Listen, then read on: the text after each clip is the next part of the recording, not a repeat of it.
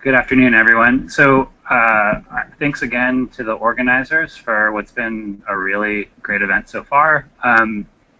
It is rare at any conference presentation when the last question by a commenter is a perfect lead-in to the next presentation, but in fact, that's what just happened. I'm going to talk about some of the relationships between climate and agricultural productivity in Brazil, including the role of deforestation-driven climate change and how that affects agricultural productivity.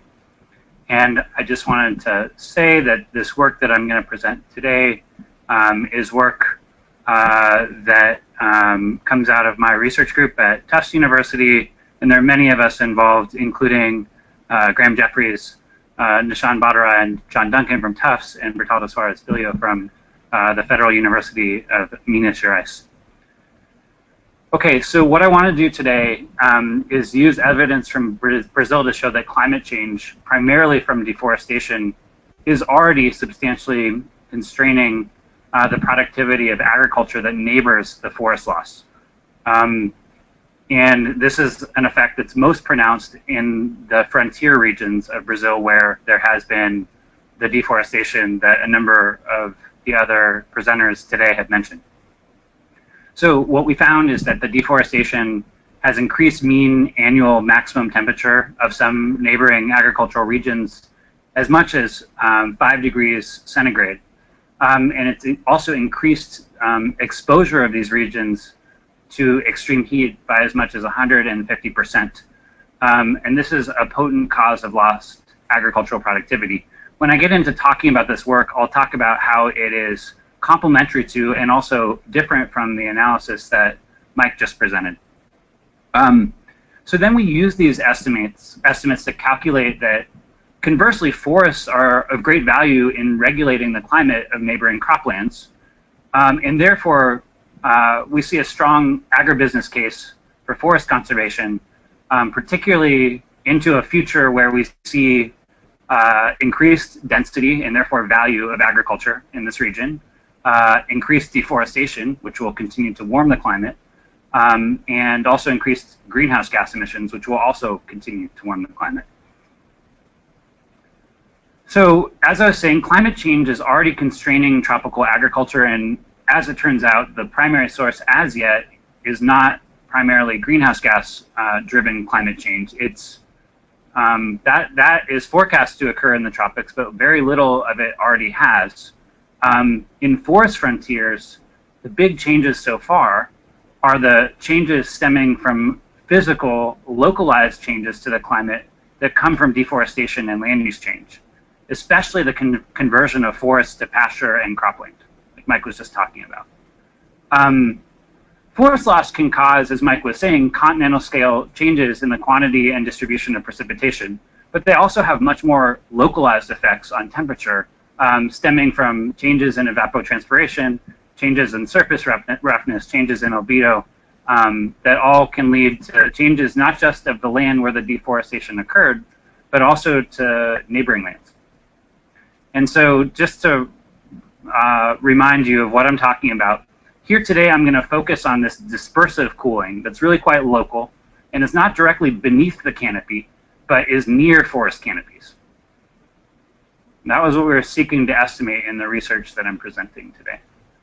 So dispersive cooling is a bit of a puzzle to measure in forest frontiers because they're often far from weather stations, as Shimin Kai mentioned today. In fact, on average, over the period when we have good temperature data, that's the last couple decades, we have very few weather stations in the Brazilian Amazon, roughly 80 for an area 2/3 the size of the US. So think about the microclimates you know, wherever it is you're from, and think about how little of that variation could be captured if there were that few weather stations over so large an area. So we faced that problem, and our work sought to address that problem by relying on satellite-based measurements of temperature instead. But with a catch. We are really comfortable measuring the properties of the temperature of forests that are unchanged when we're measuring the temperature with satellites. When land use change begins to occur, sometimes there's a great deal of uncertainty introduced into understanding the causes of the change in temperature, because although we're pretty certain where the forests are, we're less certain what other land uses follow the forests. And so we're getting better at that. And for example, Steph's presentation today and Caillou's presentation today talks about the great strides that are being made in mapping other kinds of land uses. But to be really conservative, it makes sense to identify forests that are unchanged and track their temperature and use them as sentinels or weather station proxies, and that's what we did. So we modeled warming of patches of undisturbed forests caused by changes in surrounding forest area at various radii, diffusing away from these patches of undisturbed forests. So we're looking at changes 1 to 2 kilometers away, changes 2 to 4 kilometers away, 4 to 10, and 10 to 25 away. And this allows us to have a causal model in which we look at changes over time in one place, controlling for space fixed effects, time fixed effects, cloudiness, the amount of extraterrestrial radiation that hits the Earth's surface on the days when we have the temperature measurements, everything that we think might confound our estimate. And what we're left with is the influence of the neighboring forest loss on the temperature of this piece of intact forest, our weather station proxy. And so what we found is roughly 5 degrees C of warming when you add it up across all of these radii from deforestation within 25 kilometers of any one of these forest patches. Now, this is a similar number to the number you just heard from Mike. I think it's a complementary number, but it's different because in this case, we're not looking at patches of land that went from forest to agriculture. We're looking at patches of land that stayed forest. So I think this is additional warming beyond what he's talking about. And as you can see, the effect, it declines with distance.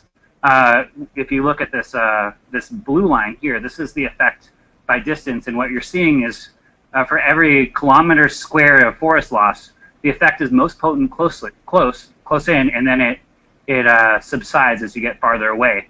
And then the blue bars are scaling that effect by the amount of deforestation that actually occurred, and that's how I get the 5 degrees C number. By the way, these red bars and the red line shows a satellite, a in situ based temperature data set that we used to see if we could find the effect, and this shows the importance of using the satellite measurements. In the in situ measurements, which are based on just those 80 weather stations, the effect is highly attenuated, especially close in, although we start to see it popping up at the 25 kilometer radius, which is actually quite impressive given how few weather stations there are.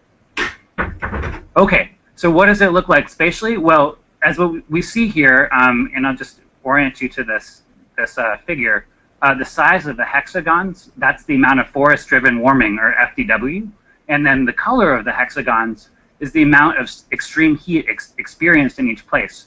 So first of all, size is going to be a function of how much deforestation there was.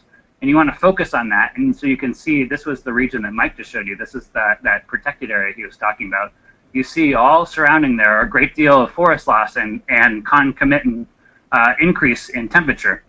In terms of the colors of these hexagons, what you want to look for, this is not depicting how much extreme heat is caused by the deforestation. This is depicting how much extreme heat is experienced in each place. And what you want to look for is places in which you have both a lot of deforestation and the darker colored hexagons. And then what that shows is places where the deforestation is pushing the climate into a zone that's intolerable for cropping. And so then you start to look at the Mato Piba region where our measures of deforestation, we don't catch a lot, but we can see that there's very little tolerance for more given how dark the colors of the hexagons are and how much extreme heat is already being experienced. Okay, and just, you guys have seen this already, so I won't belabor it much, but this is just to show you that the blue colors, the cool colors show where agriculture is expanding in recent years in Brazil. And you can see that agriculture is expanding right into some of these zones where the temperature is warming, and of course, agriculture is causing a great deal of this warming. Okay, so how do we go about accounting what this might mean in terms of the climate regulation value of forest for neighboring cropland? So this is the equation. We're looking at the present value of this climate regulation value as the product of the density of the extreme heat times the lost yield per unit of extreme heat times the amount of agricultural area that is exposed to this extreme heat times the value of the production from these crops. And so some of these numbers come straight, that we use in this equation, come straight from the results that I just presented to you. Some of them come from scenarios that we've developed, and some of them come from placeholders like this one here. We're using the best study that we have so far on the influence of extreme heat on crops, but in fact this study focuses on the US Midwest. So we have more work to do in terms of nailing down this equation well, but we think that that study, which looks at corn and soy in the US Midwest, is a good proxy for the time being for the influence of extreme heat on cropland. So what we find, and this is expressed in terms of the value per hectare of land, is that the climate regulation value is sort of concentrated in this region where there has been a lot of deforestation and a lot of agricultural expansion, and also there's already a lot of extreme heat. So it's right in this frontier where we care about showing that there's a value for standing forests, because this is right where people are making decisions about whether or not to cut these forests down and make way for agriculture.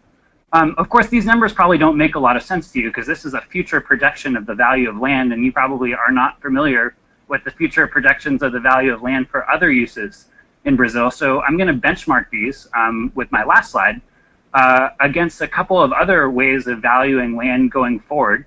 And in this one here, we're just looking at the simple ratio of the climate regulation value of land in the numerator to the denominator being a projected value of cropland, right? And so places where you get into the darker colors, you sometimes see climate regulation value rivaling the value that you might expect that someone would be willing to pay for a parcel of cropland going into the future. And in the lighter areas, you'd expect that the climate regulation value does not play a big role here, right? So what you see is climate regulation value alone, which is just one of many ecosystem services we know about that we can use to value forests, is sometimes rivaling the value of cropland itself through only this extreme degree days pathway. This is a quite remarkable result. And then this map here is also an interesting one. Here, the denominator is the carbon value of vegetation, assuming the social cost of carbon, which, as some of you who follow politics of climate policy here in the States know, is a number that's ever in flux. But anyway, what you can see here is that indeed the climate regulation value of forests oftentimes rivals the carbon value of those forests as well. And of course, it's wrong to think about these as rivals. These are complements, right? So the two of them can be added together, and the sum of those two would get you closer to the way that we value cropland. This is my last slide. So to conclude, I'd like to say there is a lot more work to do to look at other channels through which climate or forest driven changes to the climate affects crop productivity in Brazil. This is very preliminary work, but I think it's a really important avenue to pursue because it demonstrates a possible business case for conserving forests in a region where forest conservation is not quite as forthcoming as we'd like it to be. That we've seen some success in policies, we've seen some success with command and control, but ultimately we need to have local buy-in to conserve forests, and this, I think, is one very promising way to get it. That's all I have for now, and I look forward to your questions. Thank you.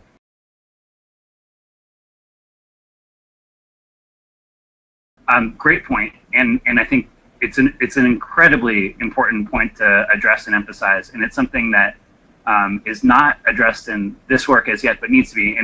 And we've been talking with some of the folks at the Natural Capital Project about looking at the modeling of forest fragmentation and using that as a way of scaling the climate regulation value so that we don't inadvertently suggest that the sort of ideal landscape is a landscape that's sort of an even balance of crops and forests. And I should just add, while I can, that there's an interesting policy debate in Brazil about how stringent to make the forest code.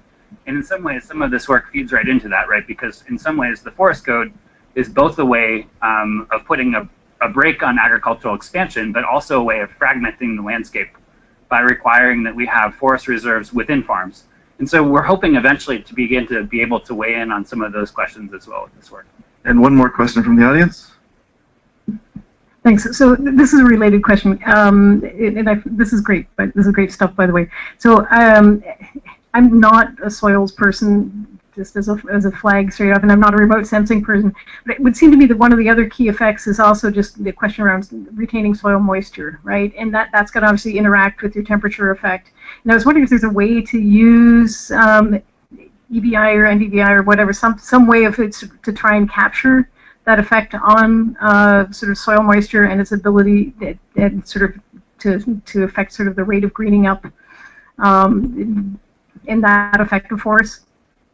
So the question, you're the microphone too, so I don't need to repeat it, right? But clear question, what's the role of soils and soil moisture in possibly moderating the influence of extreme heat on crop productivity? Yeah, great question. And actually, some of the most interesting work on the relationship between climate and agriculture, the sensitivity of agricultural productivity to climate, coming out of really high resolution or in situ measurements in the US, is trying to get at this question of when we see extreme heat associated with the loss of productivity, what's exactly the mechanism? And one of the main candidate mechanisms is vapor pressure deficit, which is really closely tied to soil moisture. We're going there in our own work. We have work to do to generate our own spatially explicit models of crop yields, which we're working on now. Then there's also a piece on the soil side, but you're right. Eventually, we want to unpack exactly what's the cause of the relationship between extreme heat and crop productivity. And as I mentioned, our own work at the moment uses stand-in estimates from the U.S. Midwest. So we need to go there. We need to look at those local effects, and that's where we'll go next.